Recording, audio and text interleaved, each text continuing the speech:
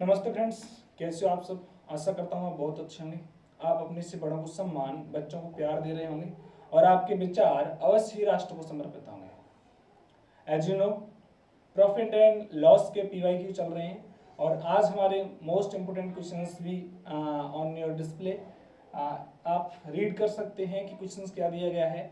First question is that a एक car को 10% हानि पर बेचता है, बी इसे 54,000 रुपये में बेच देता है और 20% का लाभ लेता है, तो ए के लिए लागत मूल्य क्या है।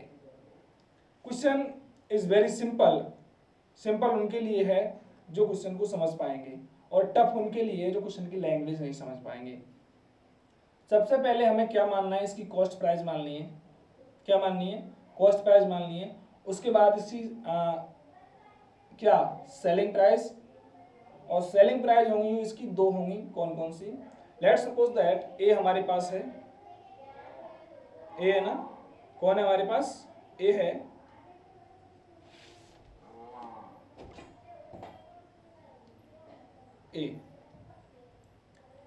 ए ने कोई वस्तु बी को बेची, ठीक है, और बी ने सी नहीं है तो कोई बात नहीं है, बी ने इस वस्तु को सी को बेच दिया, दैट्स फाइन। बी ने इस वस्तु को किसको बेच दिया? सी को बेच दिया। अब क्या है, बी ने 100 की खरीदा होगा, लेट सपोज दैट 100 रुपए की खरीदा होगा, लेकिन ए ने खरीदा, ए का सेलिंग प्राइस क्या है? 10% लॉस पर बेचा है, यानी कि इसे 90 में बेचा था, ठीक है। 100x की खरीदा, x मान लो, y मान लो, z मान लो, कोई भी एलिमेंट्स मान सकते हैं अपन, ठीक है। अब b ने c को बेच दिया, c नहीं है लेकिन हम अपनी तरफ से मान सकते हैं, c ने बेच दिया 20% लाभ पर।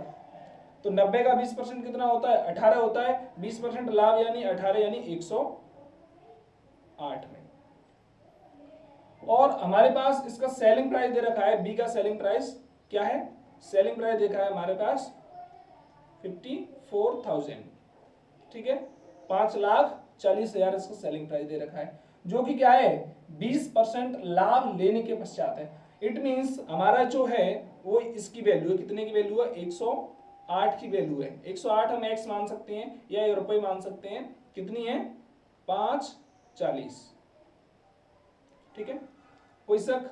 अब हमें एक्स की वैल्यू फाइंड करनी है सबसे पहले, उसके बाद हमें क्वेश्चन को आगे बढ़ेंगे। हाँ, अब कहा गया है तो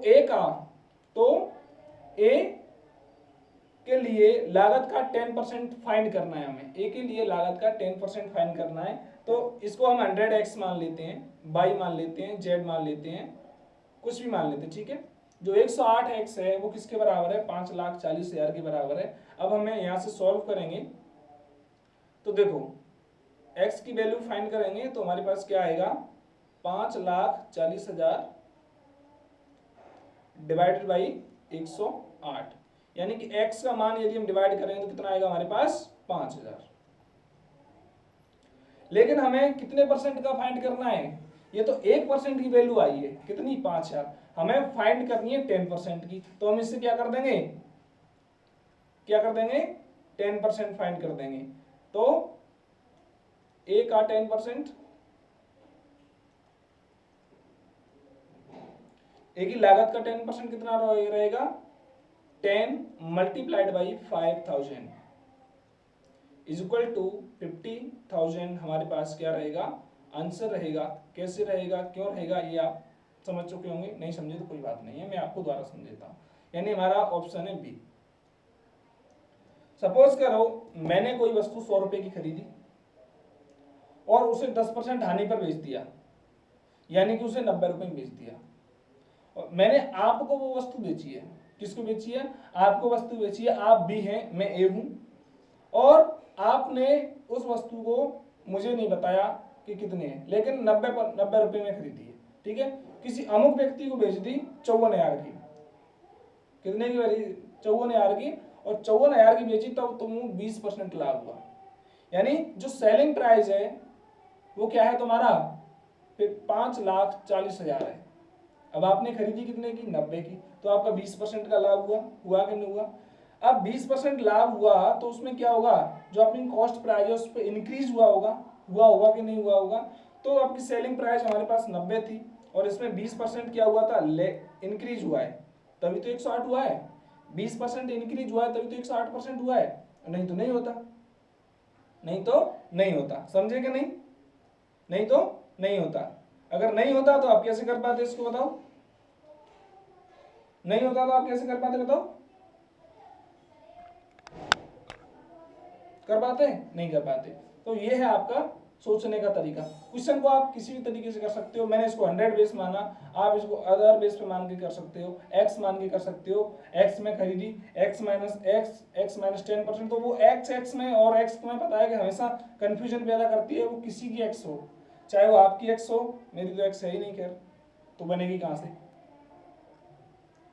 next question on your boards. एक व्यक्ति ने अपनी साइकिल 17% हानि पर बेची। 17% हानि यानी टोटल जो मान के चलते हैं वो कितना परसेंट होता है, 100% होता है। परसेंट मतलब प्रति, मतलब 100 पर, परसेंट यानी प्रति 100 पर 100% होता है। कितना होता है, 100% होता है। ठीक है, समझ गए या नहीं समझे? टोटल कितना होता है हमारा, 100% होता है। अब एक बात जो हमें ध्यान रखनी है वो ये है, एक बात जो हमें याद रखनी है वो ये है कि हमेशा हम 100 को काउंट करके चलते हैं। क्या चलते हैं, 100 को काउंट करके चलते हैं। अब देखो, कॉस्ट प्राइस इसका था 100 रुपए, ठीक है, कॉस्ट प्राइस का कितना था, 100 रुपए, और सेलिंग प्राइस का कितनी है, सेलिंग प्राइस है 17% हानि यानी 83% SP1, ठीक है। अब क्या है, वह यदि इसे क्या करता, वह यदि इसे 1056 रुपए अधिक बेचता, यानी इसको वो बेचता 83% प्लस 1056, तो उससे लाभ कितने परसेंट होता, 5%, यानी उसका जो सेलिंग प्राइस, दूसरा जो सेलिंग प्राइस होता वो 105 के बराबर होता, 105% के बराबर होता या नहीं होता। यानी 5% है वो, यहां से इस पे 5% इंक्रीज हो रहा है, तो ये इसमें 5% होगा, इन 100 का 1% होता है, 100 का 2% होता है, 100 का 30% 30 होता है, तो 100 का 5% कितना होगा, 5 होगा, होगा कि नहीं होगा। लेकिन यदि हमें प्रॉफिट लेना है तो 5% में नहीं बेचना, वो कितना हमें बेचना पड़ेगा, 105 में। तो यहाँ पर यदि हम इसका SP2 यानी दूसरा सेलिंग प्राइस देखेंगे तो वो कितना हो जाएगा, 105 हो जाएगा।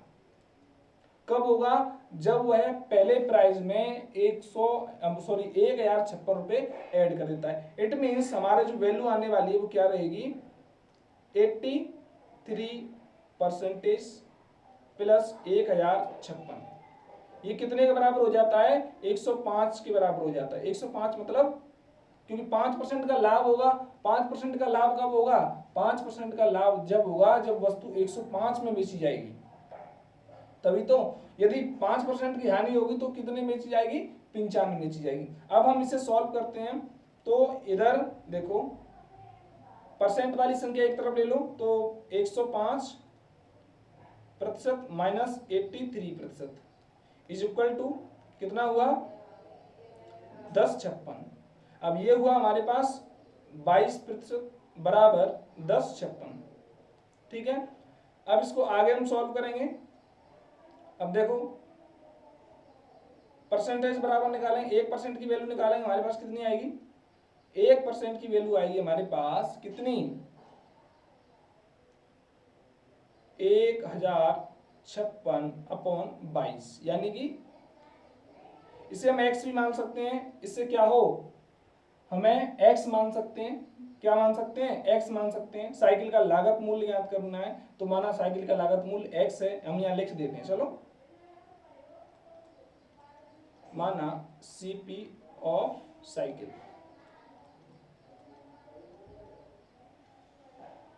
कितना है, x है, ठीक है। क्योंकि हम थ्योरेटिकल क्वेश्चन नहीं कर रहे हैं, हम कैसे क्वेश्चन कर रहे हैं, हम ऑब्जेक्टिव क्वेश्चन करेंगे, तो ये चीज हमें माना ना माना ये लिखने की जरूरत नहीं है, अपने माइंड में मैप करके रखना है।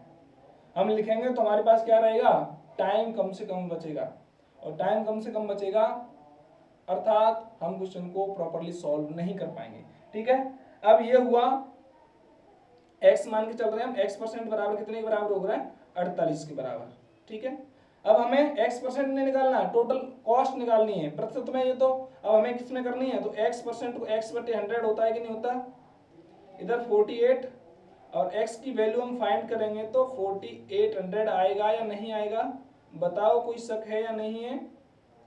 तो ये हमारा राइट आंसर रहेगा ऑप्शन डी, क्योंकि 22 को यदि हम 22 से 1056 को डिवाइड करेंगे तो हमारे पास आएगा 48 टाइम्स आएगा। इट मीन्स और इसको परसेंटेज है, जनरल वैल्यू में कन्वर्ट करेंगे तो 100 का क्या कर देते हैं, मल्टीप्लाई कर देते हैं। किसी भी संख्या पर प्रतिशत वाली संख्या को हम क्या करते हैं, परसेंट हटाते हैं तो 100 का क्या करते हैं, डिवाइड करते हैं, परसेंट में बदलते हैं तो क्या करते हैं, मल्टीप्लाई करते हैं। ठीक है, तो ये हमने क्या किया है, x को परसेंट में थी x/100 लिखा, इधर 100 का भाग लग रहा है, उधर ट्रांसफर करेंगे तो क्या करेंगे, 100 का मल्टीप्लाई हो जाता है। चलो हम नेक्स्ट क्वेश्चन की तरफ चलते हैं। किसी उत्पाद को बेचने पर 320% का क्या होता है, लाभ होता है। किसी उत्पाद को बेचने पर 320% का क्या होता है, लाभ होता है। क्या होता है, लाभ होता है। कब, किसी उत्पाद को बेचने पर। सबसे पहले हम देख रहे हैं हमारा सीपी क्या है, हम कॉस्ट प्राइस हमेशा 100 मान के चलते हैं, और एसपी क्या है, 320% का क्या हो रहा है, लाभ हो रहा है। 320% का लाभ हो रहा है, यानी कि हमारा जो एसपी है वो 420 है। ठीक है, अब क्या कहा गया है क्वेश्चन में, यदि लागत मूल्य में 10% की वृद्धि हो जाती है, लागत मूल्य में क्या हो जाती है, 10% की वृद्धि हो जाती है, तो लागत मूल्य यानी दूसरा लागत मूल्य CP2 आएगा, CP1 यानी कॉस्ट प्राइस पहले कितने प्राइस, कॉस्ट प्राइस था हमारी 100 ही, लेकिन किसी कारणों के पश्चात हमारे जो लागत मूल्य में 10% की वृद्धि हो जाती है, यानी कि वो हो गया 110। कितना हो गया, 110। लेकिन विक्रय मूल्य क्या रहता है, स्थिर रहता है, यानी कि 420। ठीक है, अब क्वेश्चन को समझो, ये क्रय मूल्य पे नहीं कह रहा, यदि ये कहता तो विक्रय तो लाभ कितने प्रतिशत होगा, तो हम इसको 110 को हम क्या मान के चलते, बेस मान के चलते। लेकिन यहां क्या गया है, तो विक्रय मूल्य का कितना प्रतिशत लाभ है, तो विक्रय मूल्य का कितना प्रतिशत लाभ है, तो इसे काउंट करने के लिए अब देखो 420 माइनस 110 कम करेंगे ना, कितना बचेगा हमारे पास, 310। अब ये मानेंगे हम क्या, सीपी, क्या मानेंगे, सीपी।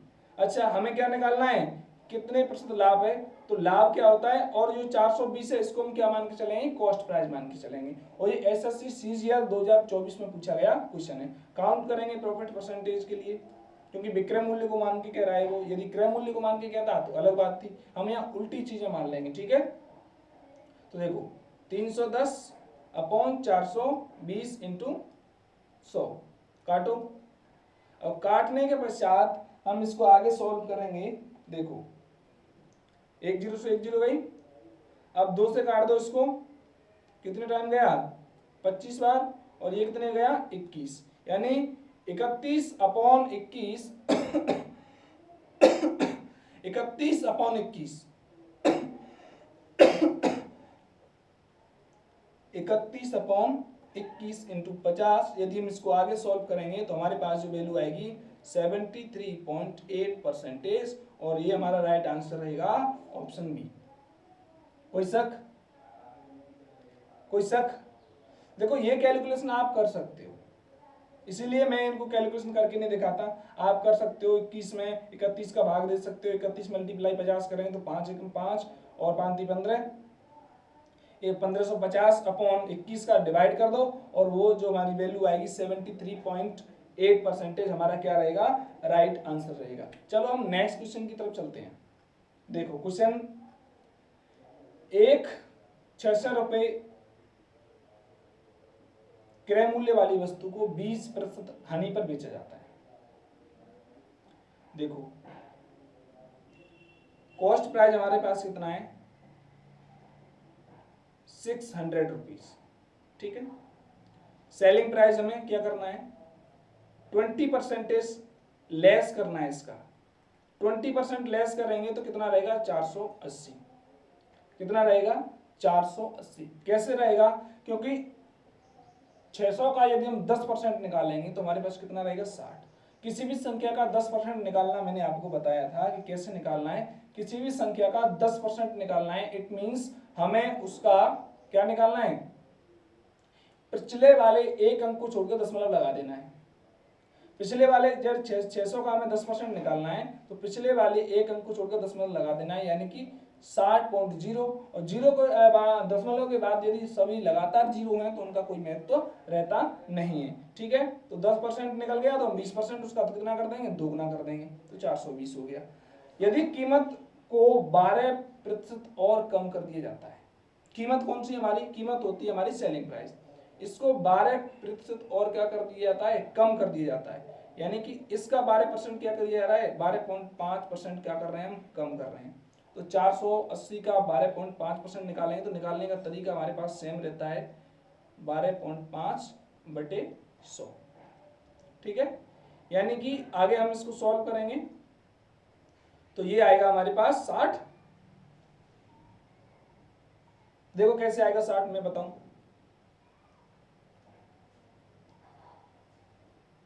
इस पॉइंट को हटाओ या जीरो लगाओ,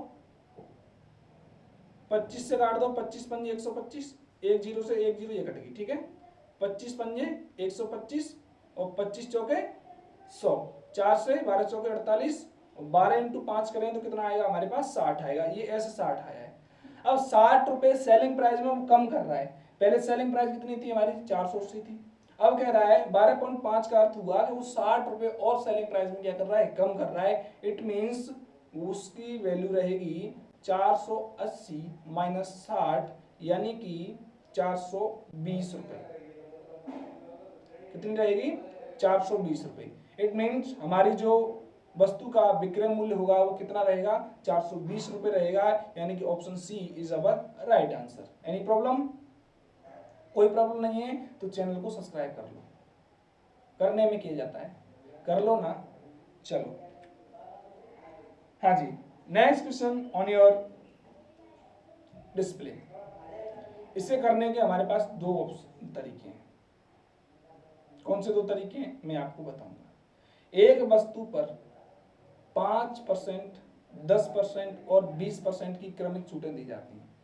तो मैंने आपको बताया था कि पहले कितने % की छूट दी जा रही है, 5% की छूट दी जा रही है। कितने प्रतिशत की छूट दी जा रही है, 5% की छूट दी जा रही है। फिर कितने की दी जा रही है, 10% की। फिर कितने की दी जा रही है, 20% की। ठीक है, कोई शक। अब मैं हमारे पास यदि दो क्रमिक छूटे हो तो हम क्या करते हैं, a plus b minus a b upon 100 लगा देते हैं। लेकिन हमारे पास कितनी है, 3। तो सबसे पहले हम इनकी निकालेंगे, इन दोनों की। ठीक है, इन दोनों की निकालो।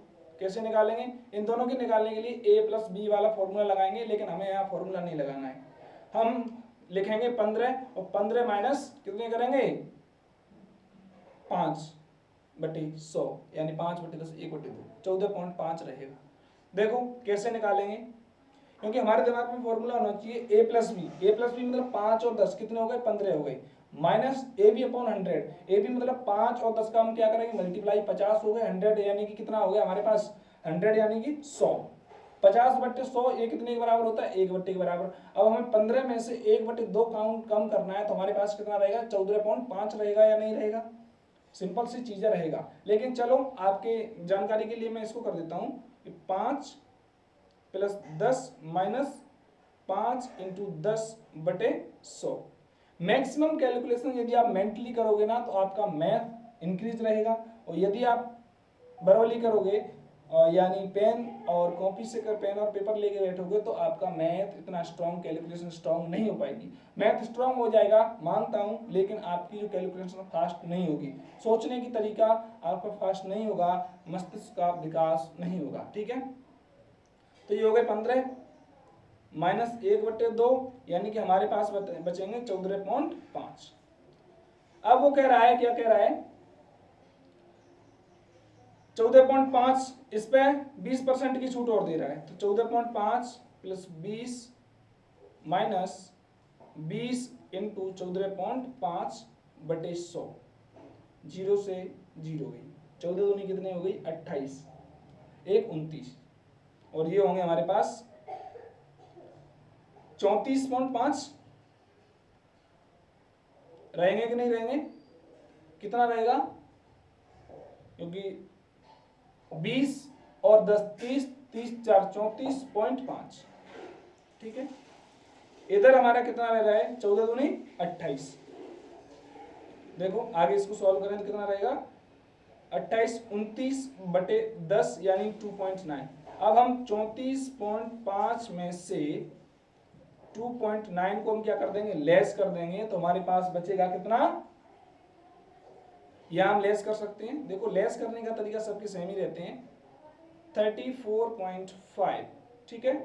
अब हमें इसमें से लेस करना है कितना, 2.9, 15 9 6 होते हैं 15, और 6 आ रहा है। देखो कभी कभी क्या है कि हमारा पहली डिजिट होती है ना, सबसे पहली डिजिट वही बता देती है कि हमारा आंसर क्या है, तो यहाँ पर पहली डिजिट कौन सी है, ऑप्शन सी में, तो सी हमारा राइट आंसर है, हमें ज्यादा कैलकुलेशन घटाने की जरूरत है ही नहीं।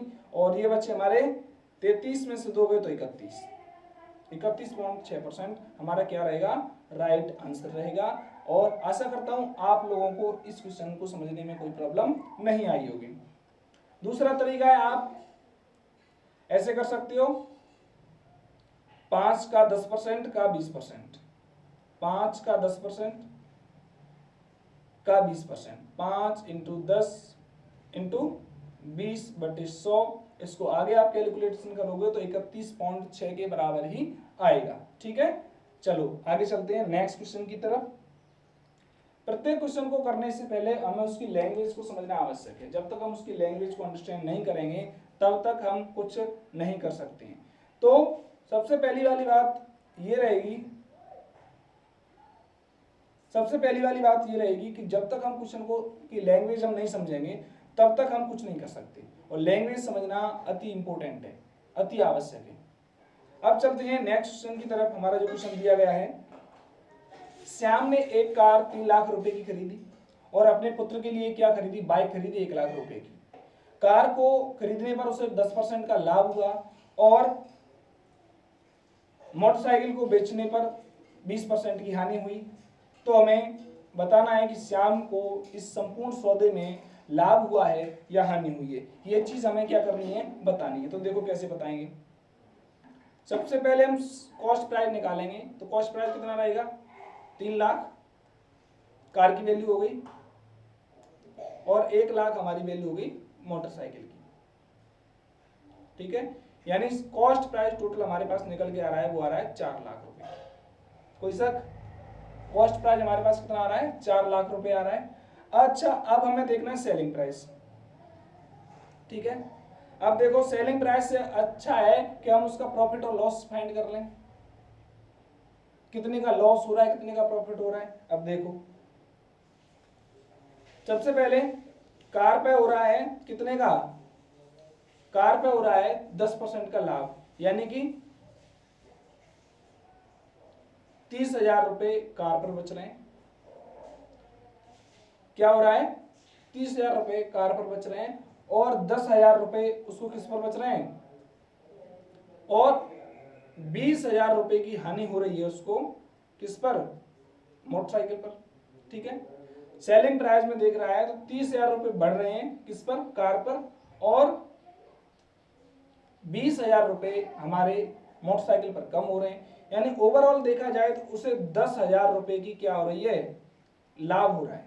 क्या हो रहा है, 10,000 रुपए का लाभ हो रहा है। और ये 10,000 रुपए का लाभ कितने पर हो रहा है, 4 लाख पर हो रहा है। कितने पर हो रहा है, 10,000 रुपए का जो लाभ हो रहा है उसे 4 लाख रुपए पर हो रहा है कि नहीं हो रहा। तो 4 जीरो से 4 जीरो। अब हमें क्या गया, निकालना है, अब हमें निकालना है इसका प्रॉफिट परसेंटेज इंटू 100।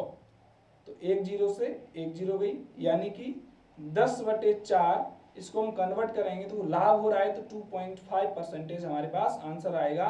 तो हम देख सकते हैं यदि लाभ हो रहा है तो आने वाले ऑप्शन जनरली डिलीट हो जाते हैं, क्योंकि लाभ हो रहा है तो हानि वाले 2 ऑप्शन तो अपने आप ऑटोमेटिकली गए।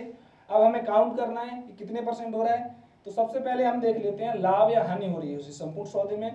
प्रॉफिट को निकाल लेते हैं और लॉस को निकाल लेते हैं। उसे 20,000 की पहली चीज पर क्या हुआ, 30,000 रुपए का कार पर लाभ हुआ, 20,000 रुपए की हानि हुई, किस पर हुई, मोटरसाइकिल पर। दोनों का डिफरेंस कितना आया, 10,000, जो कि पॉजिटिव है। पॉजिटिव है कि नहीं है, यानी 10,000 रुपए उसे बच रहे हैं। कितने पर बच रहे हैं, 4 लाख पर बच रहे हैं। यानी प्रॉफिट अपॉन क्या, profit upon cost price multiply by 100, और हमने इसको काउंट कर दिया।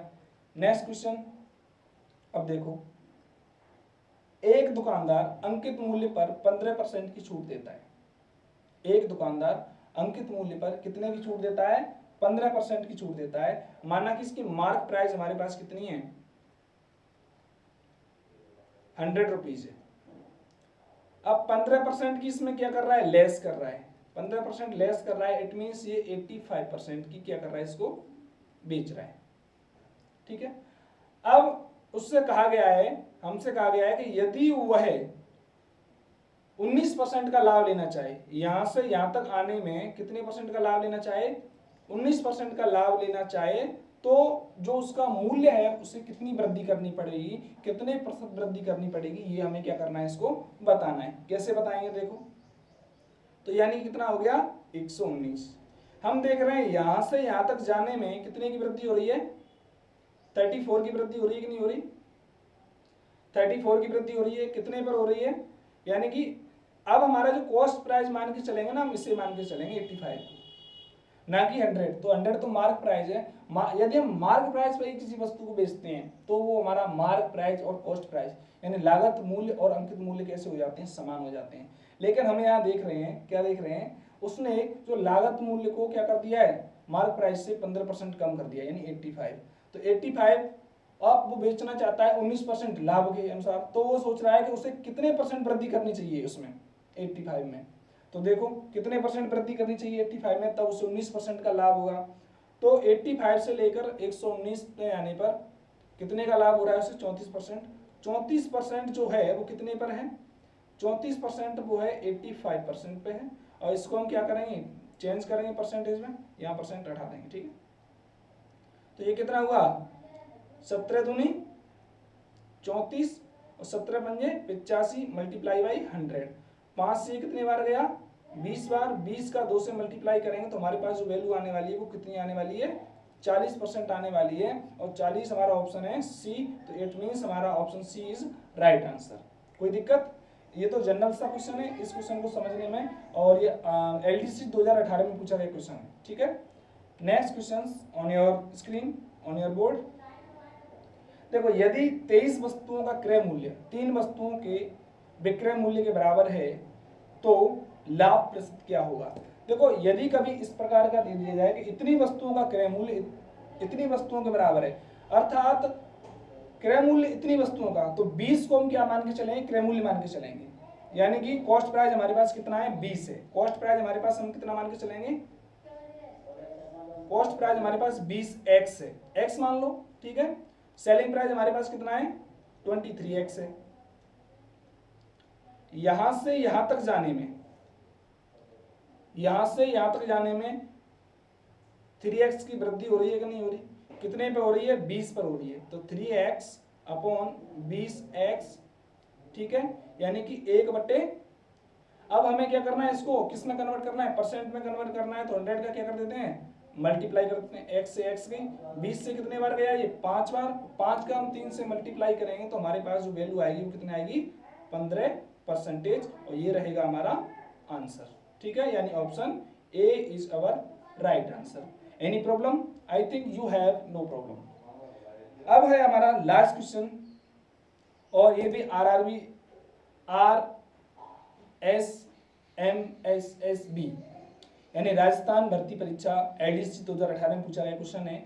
2 क्रमिक छूट कितने के बराबर होंगी, सिंपल सी बात है, 37% के बराबर होगी। क्योंकि देखो, A plus B minus A into B upon 100, ये 30 है।